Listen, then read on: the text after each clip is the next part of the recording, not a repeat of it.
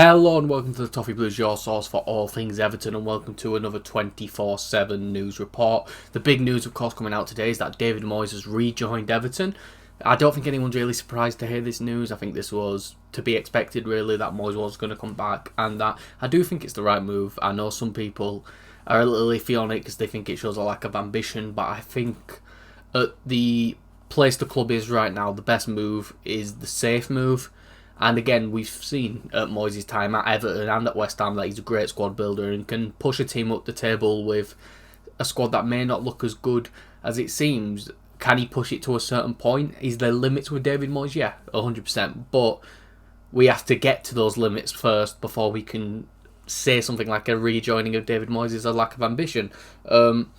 Executive Chairman Mark Watts came out and said in the article that Everton put out on the website after we announced him is that we are pleased that David is joining us at a pivotal time in Everton's history. With over a decade of experience at the club, he is the right leader to propel us through our final season at Goodison Park and lead us into our new stadium. We look forward to working with David to build the foundation of a new era at Everton. Moyes himself said, "It's great to be back. I enjoyed 11 wonderful and successful years at Everton and didn't hesitate when I was offered the opportunity to rejoin this great club.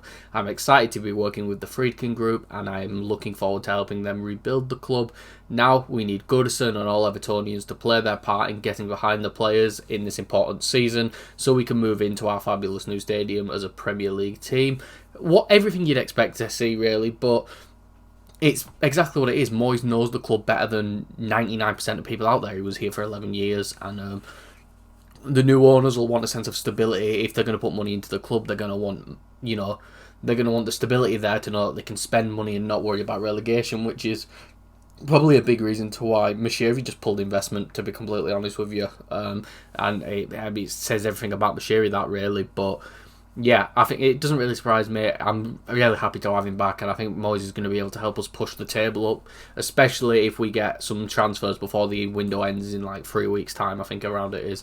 Speaking of transfer rumours, Ernest NUAMAH is one step away from joining Everton. Agreement almost reached between the different parties. This came from at SantiJFM on Twitter and at Sepp Nonda. The interesting thing about this, before I get into some stuff about NUAMAH, is then a conflicting report came out from Hugo Guillemet on Twitter saying that there is no agreement as for now for Ernest NUAMAH to join Everton, as there is not even an offer yet. NUAMAH is named on the bench for Lyon this afternoon as they take on Brest in Ligue 1.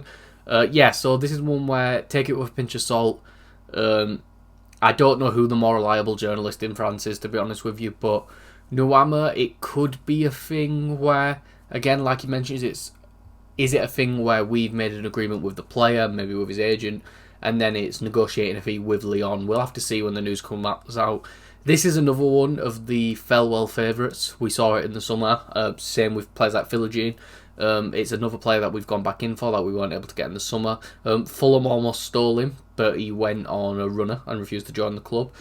I don't know if that's because he wanted to join us or because he didn't want to leave Lyon, but if it's because of the latter, then I don't see why we're looking to sign him, to be honest, if he's going to pull a runner when clubs try to sign him and go MIA.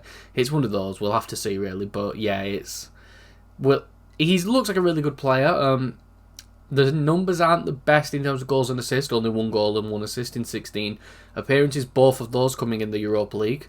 In Ligue 1 he hasn't got a goal or an assist, but he has played very limited minutes, only starting 5 of his 11 games and playing around 400 minutes, so even when he is coming off the bench, it's absolutely minimal time he's being given, really, so we'll have to see. He's only 21, so he's in a good age range for the club to be signing. Young, developable, really fast winger.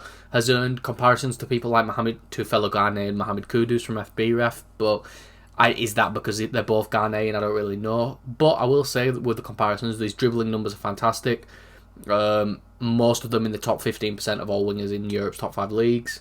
The other comparisons we've seen are Kulusevski and Garnacho. Get a lot of that coming from those dribbling numbers and the ability to get past a player. But I feel like it's in similarly to what Man City are trying to do with Jeremy Doku. You can coach a lot of that stuff into people. If they've got that technical flair and that ability, when you sign them, you can develop the rest of the traits. I'd much rather have a player of his ilk than a player like Jack Harrison who can do nothing really, or has been just massively underperforming. And I'd much rather get someone like a NUAMAH in and see if we could send Jack Harrison back to Leeds, if I'm being honest, and then open up another loan spot for us. But yeah, we will have to see how this goes. Take it with a pinch of salt, and we'll have to see when more news comes out.